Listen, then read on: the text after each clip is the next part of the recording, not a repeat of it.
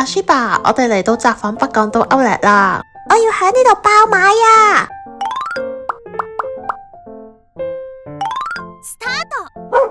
！Hello， 歡迎收睇阿舒爸 TV。上一集我哋開箱咗札幌酒店附近嘅跑步路線，想知多啲嘅話可以睇翻我哋上一條片。而今集我哋會開箱札幌北港島Outlet。影片開始之前，記得俾個 like 呢條片 ，subscribe 呢個 YouTube channel， 同埋 follow 埋我哋個 IG 啊！札幌北港島Outlet，顧名思義位於北港島市，嚟呢度可以選擇自駕或者搭公共交通工具。如果由札幌自駕嚟Outlet嘅話，大概需要33分鐘。而札幌亦都有巴士直達Outlet，巴士嘅車費係320 yen，車程大概係50分鐘。向北海道新千歲機場亦都有巴士直達Outlet，呢程車會短啲，不過車費就會貴啲。我哋今次選擇由札幌搭巴士去Outlet，Outlet嘅官網有詳細嘅指示，包括巴士站嘅位置同埋班次嘅時間，詳情可以留意返Outlet嘅官網。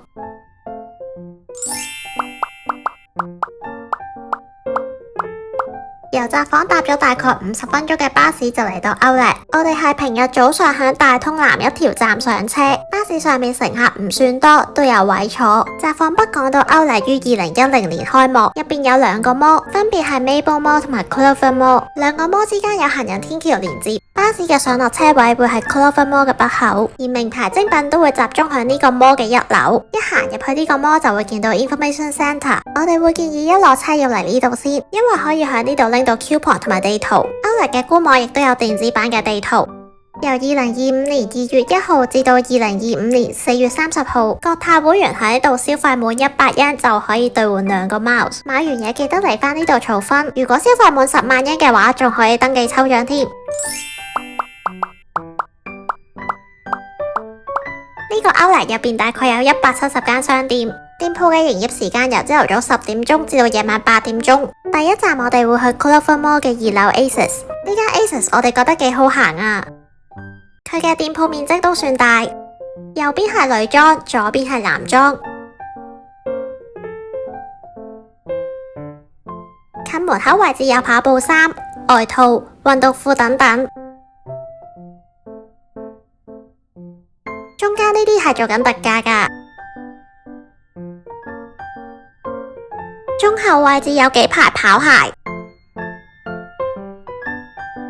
如果鍾意長跑嘅話，可以留意下 Gel Keanu 系列。一齊睇埋第2、第3排嘅跑鞋。店鋪嘅最入邊會有一大排特價嘅屯馬鞋，呢啲屯馬鞋都減得幾多㗎。嚟到記得行到最入望下，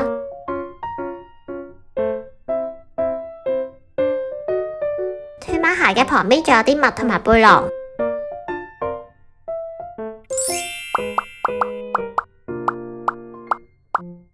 之後我哋去咗同齊嘅孖人牌，呢間店鋪面積唔算大，我哋去嗰陣做緊低至8折，Outlet嚟講嘅話唔算減得太多。Clover Mall 嘅2樓亦都有好大個嘅 food court， 入邊大概有10間餐廳，餐廳嘅選擇都幾多，而 food court 入邊都有幾多位，都算易搵位㗎。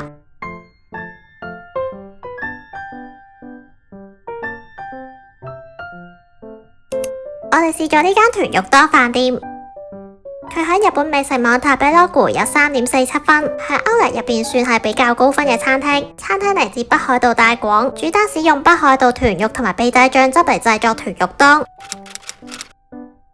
我哋叫咗豚肉當套餐，呢個套餐係期間限定㗎，會配埋麵豉湯同埋醃菜。豚肉係燒烤過之後再掃上秘製嘅醬汁，而呢個秘製醬汁係有超過80年嘅歷史。佢嘅豚肉食落去有淡淡嘅炭烤香味，肉質都幾有咬口，配埋秘製醬汁嚟食係唔錯㗎。而佢嘅麵豉湯用料超豐富，有齊大根、豆腐、薯仔等等。呢間餐廳嘅性價比都真係幾高。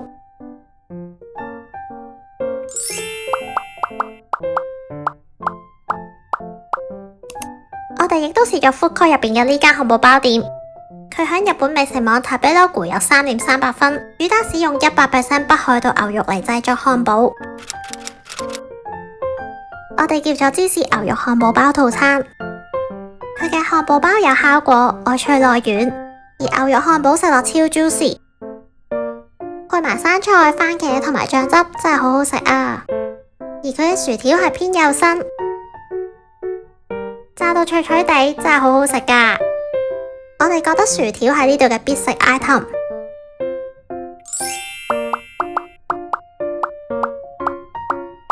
最後提多次，買完嘢之後記得去返呢度儲里數，同埋消費嘅10萬1記得登記返抽獎。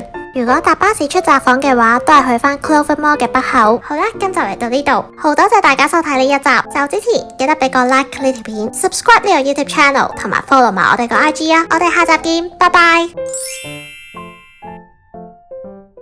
ありがとうございました。